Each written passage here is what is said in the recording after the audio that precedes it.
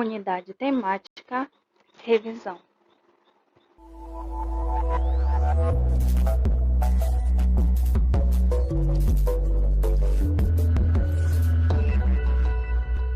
Conteúdo: a pré-história da Amazônia e a chegada dos europeus na Amazônia.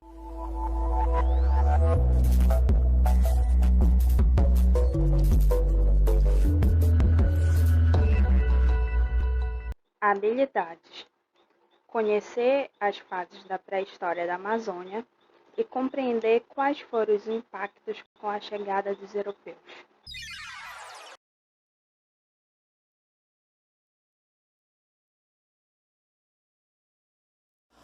Olá pessoal, eu sou a professora Carolina Costa de Estudos Amazônicos. Sejam bem-vindos à nossa sala virtual, que foi criada com o objetivo de ajudar e facilitar os estudos em casa. Por isso, qualquer dúvida, vejam e revejam essas videoaulas quantas vezes forem necessárias. Vamos lá para a aula de hoje? A disciplina Estudos Amazônicos tem por objetivo estudar um conjunto de estados do Brasil localizados ao norte do país, que tem por características em comum, seja na vegetação, seja na flora, seja na economia. E quais são esses estados que compõem a Amazônia Legal brasileira? Porque vocês não podem esquecer que também existe a Amazônia Legal internacional. Mas nesse momento vamos relembrar quais são os estados que compõem a Amazônia Legal brasileira. Junto comigo, lembram que eram 9? Então vamos lá. Acre, Amazonas, Rondônia, Roraima, Amapá, Pará, Mato Grosso, Tocantins e parte do Maranhão. Nós não podemos esquecer esses 9 estados que têm em comum características que juntas formam a região da Amazônia Legal brasileira.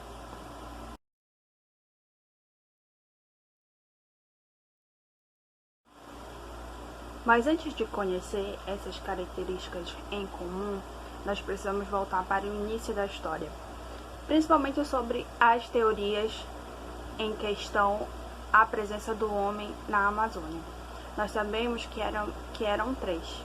A primeira, todo mundo conhece, que é em relação à teoria religiosa, em que Deus criou o mundo, criou as árvores, criou os animais, criou a terra, criou o homem, criou a mulher, e a partir daí se povoou o mundo inteiro. A segunda teoria já é mais restrita à nossa região, que é o mito do Tupã. Nós sabemos que os indígenas, eles são muito ligados à questão da natureza. Então, para eles, o deus Tupã, que era o deus do trovão, ele conseguia reger toda a natureza da Amazônia. E através dele foi criada 2 pessoas, que são considerados o pai e a mãe da terra, que era Ripave e Supave. E a partir desses 2, que tiveram 3 filhos e várias filhas, que se povoou a região amazônica. Essa é a segunda teoria, lembramos, a religiosa e a do mito do Tupã. A terceira teoria, que é a mais aceita, digamos assim, ou a mais ensinada, é a teoria científica do Estreito de Bering. O que era o Estreito de Bering? As teorias científicas afirmam que antes da era glacial, todos os continentes eram interligados, o que permitia que vários humanos andassem por todo o mundo sem precisar navegar. Eles conseguiam andar. Olhem a imagem aqui ao lado, que vocês vão compreender melhor como isso acontecia. Por isso existe essa teoria de que imigrantes asiáticos chegaram aqui na região amazônica 20 mil anos da era glacial. E a partir deles se formou o homem amazônico, se povoou esta região amazônica. A partir da presença do homem na região amazônica, assim como na história geral, a região da Amazônia Legal possuiu 3 fases da pré-história, ou 4, segundo alguns cientistas.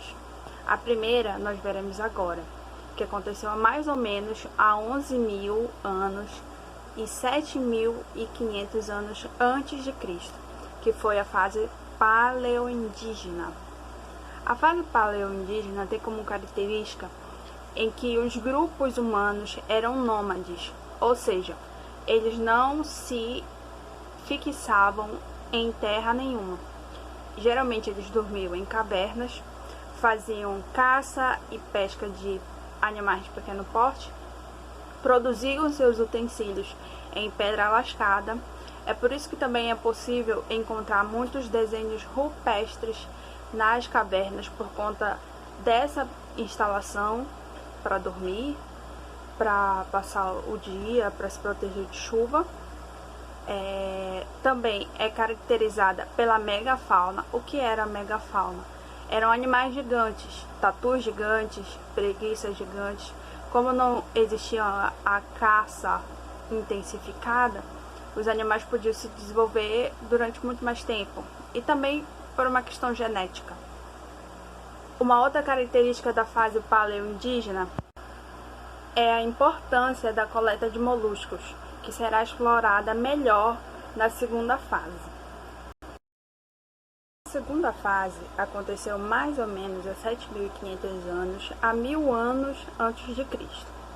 Essa segunda fase é conhecida como a fase arcaica.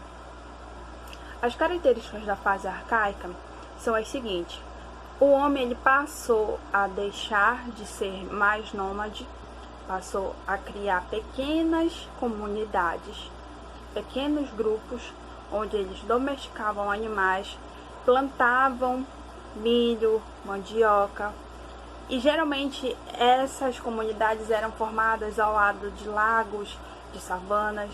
É por isso que eu falei para vocês que a questão da formação e a coleta de moluscos é muito característica dessa segunda fase. O porquê? Foi nessa segunda fase que surgiram os sambaquis. O que eram os sambaquis? Eram montes de conchas onde eles despejavam o dejeto sólido da concha. Nós sabemos que a concha ela tem mais ou menos esse formato, e dentro que há a parte comestível. Essa parte de fora era despejada em um só lugar.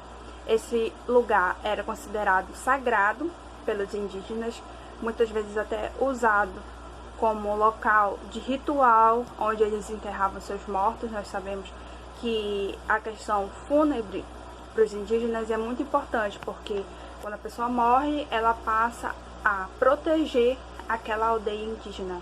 Ela se torna um ancestral importante, um espírito importante para aquela comunidade indígena. Outra característica da fase arcaica foi a produção da pré-cerâmica. Essa cerâmica ela era mais desenvolvida para uso doméstico. Nós veremos aqui ao lado imagem de mais ou menos de como eles faziam. Geralmente eram tigelas ou coisas parecidas com colher, mas eram mais tigelas mesmo. Uma informação importante sobre os sambaquis, que é por conta deles e de toda uma transformação química a partir do cálcio das conchas, é que se tem os fósseis e os estudos da geologia e da arqueologia. E assim é possível estudar os vestígios deixados por estes, assim como classificá-los.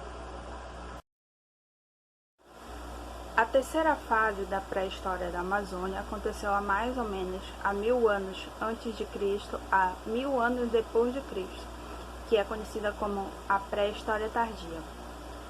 Esta fase tem como características a instalação de comunidades ribeirinhas ao longo do rio Amazonas e outros rios que compõem a região da Amazônia Legal. Também comunidades que já tinham a sua função política e social bem estruturada, assim como eram muito ricas em cultura.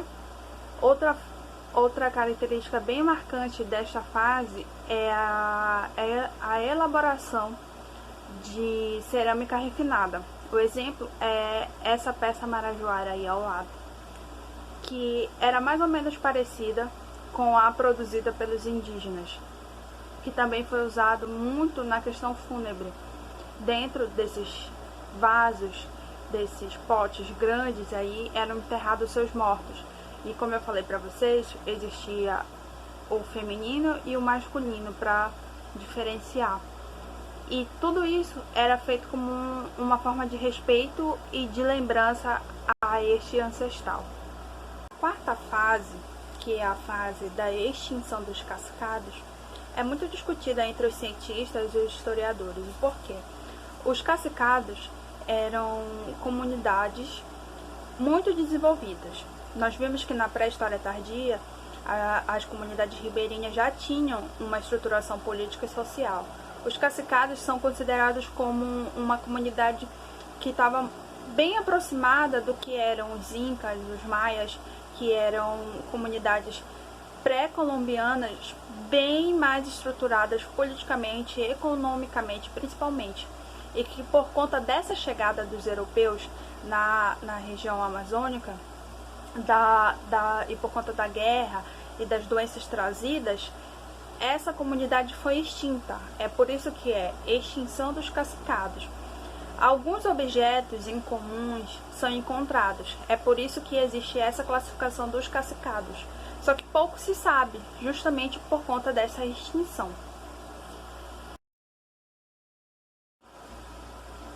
Não podemos esquecer que ao decorrer dessas fases, a caça, a pesca foi se intensificando, assim como toda uma estruturação social que, antes mesmo dos portugueses ou dos europeus chegarem aqui na região amazônica, já estava bem estabelecida e instalada. No último período, a região estava dividida pelo Tratado de Tordesilhas. Vocês lembram o que era o Tratado de Tordesilhas? Este tratado, ele dividia de uma forma meridiana o Brasil em duas partes. Um lado era espanhol, o outro lado era português. E se nós repararmos, a Amazônia ficou quase toda com o lado espanhol. É por isso que a frota do espanhol Pedro Teixeira foi a primeira que realmente explorou as margens do rio Amazonas, em busca, principalmente incentivado pela questão do mito do Eldorado, em que se acreditava que no final do rio Amazonas seria encontrado ouro e muita riqueza. E esse era o objetivo principal da exploração de novas terras a partir dos europeus, era encontrar metais preciosos.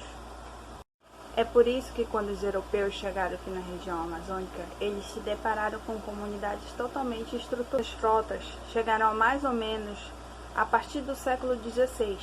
Eram franceses, espanhóis, portugueses, irlandeses, holandeses. O principal objetivo era a busca por metais preciosos. Mas não se enganem, eles não chegaram aqui por acaso.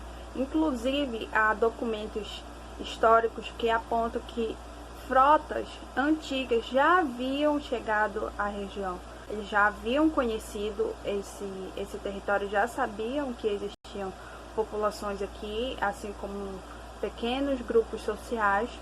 No entanto, ainda não havia sido explorado. E uma dessas ferramentas foi a criação de tropa de resgate. Entendam, quando os portugueses chegaram na Amazônia, já existiam grupos estabelecidos, mas apesar de todos serem indígenas, eram indígenas porventura com tradições diferentes, costumes diferentes, organização política, social, totalmente diferente uma da outra.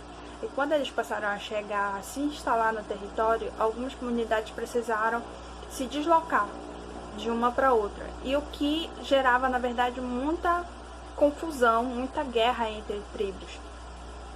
E essa guerra, obviamente, saía um vencedor e um perdedor. E essa tropa trabalhava justamente nesse ponto. Ela saía resgatando, tropa de resgate, entendam bem, ela saía resgatando esses perdedores. com o incentivo de que a partir de um local, de uma vila, uma aldeia em que eles seriam instalados, eles encontrariam moradia, encontrariam plantações em que eles poderiam explorar, produzir e assim se instalar.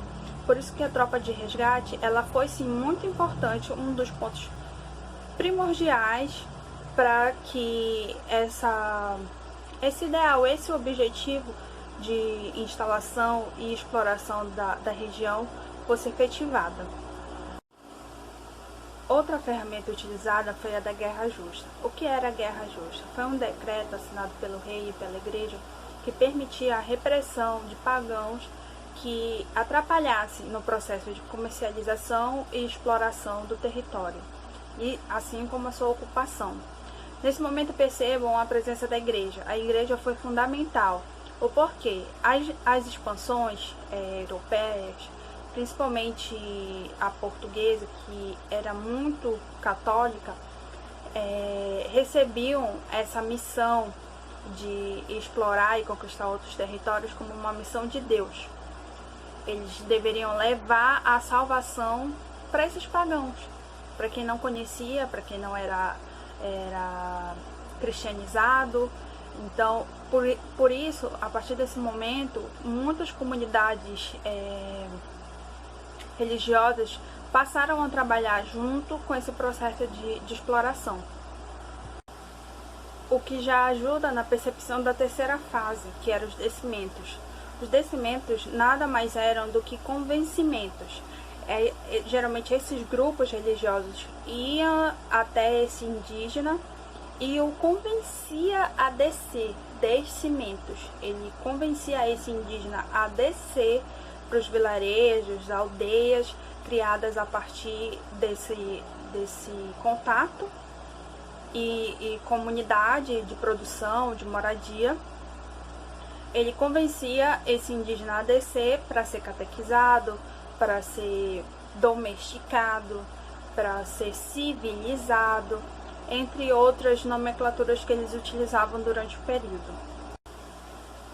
É por isso que essas aldeias, aldeamentos, eram as principais formas de se conseguir mão de obra indígena. O porquê?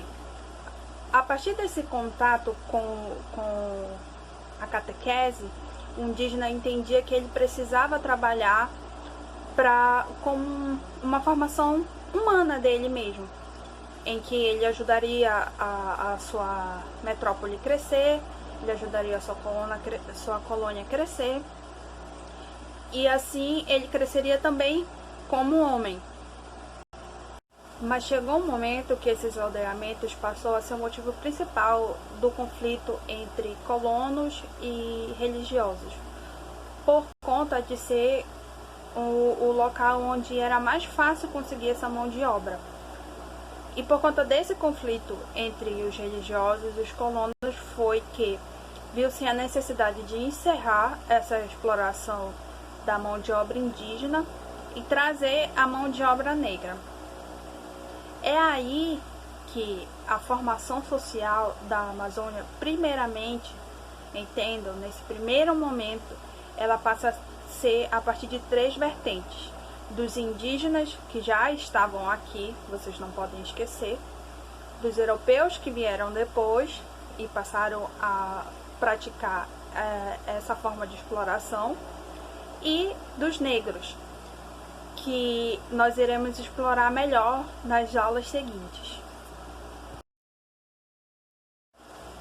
Então, relembrando, os portugueses vieram à região, vieram ao país do Brasil em busca de metais preciosos. No entanto, por mais que tenham tantas outras frotas com a intenção de explorar e encontrar esses materiais preciosos, à primeira vista eles não foram encontrados. É por isso que nesse momento passaram-se a explorar recursos naturais, mais conhecidos e nomeados de drogas do sertão. E essas drogas do sertão o que eram? Canela, pimenta cominho, pau-brasil, animais, pele desses animais, entre outros recursos naturais em que esse europeu via como uma forma de levar e vender e a partir daí conseguir essa dominação não só territorial, mas como dos recursos também. Outra consequência da exploração desse europeu na região foram principalmente as doenças trazidas pelos europeus. Entendo, a Europa ela já tinha toda uma formação social estabelecida.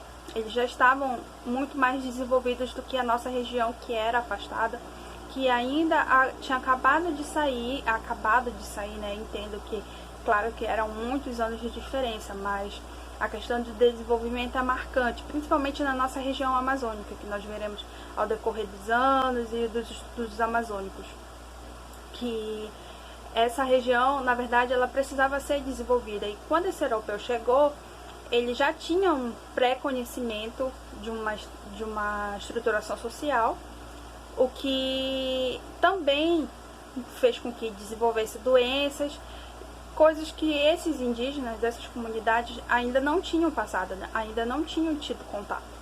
Então, quando eles tiveram, muitas comunidades foram dizimadas, como nós vimos o exemplo dos cacicados, e também a questão da guerra, que nós vimos também que era consequência de uma das ferramentas utilizadas para explorar a questão da mão de obra indígena.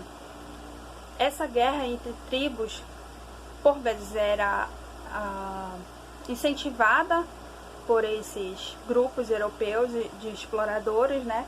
E também pela questão do deslocamento. Como eu falei para vocês, eram grupos, apesar de indígenas, apesar de ter um estereótipo de índio, né? Como se fossem todos os mesmos, na verdade não. Cada um tem um costume diferente, uma tradição diferente. E quando eles se deslocavam, fazia que esses grupos entrassem em choque um com o outro. Porque se eu estou no meu território e uma outra pessoa invade o meu território, obviamente eu não vou aceitar de uma forma amigável.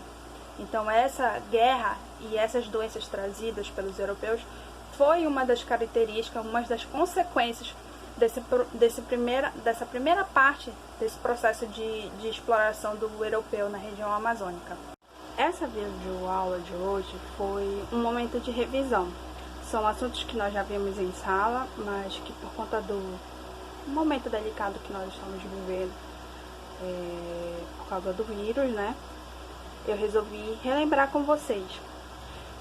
Verifiquem que em cima do slide tem uma numeração de questão. Eu não sei se vocês lembram, mas em sala eu passei um exercício para vocês. Geralmente eram entre 10 a 12 questões que vocês resolveram sem consulta. E cada slide desse da videoaula está indicando qual questão vocês podem responder.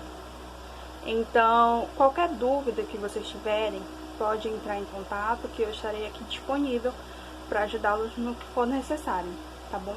Até a próxima. A sua aula continua no próximo vídeo.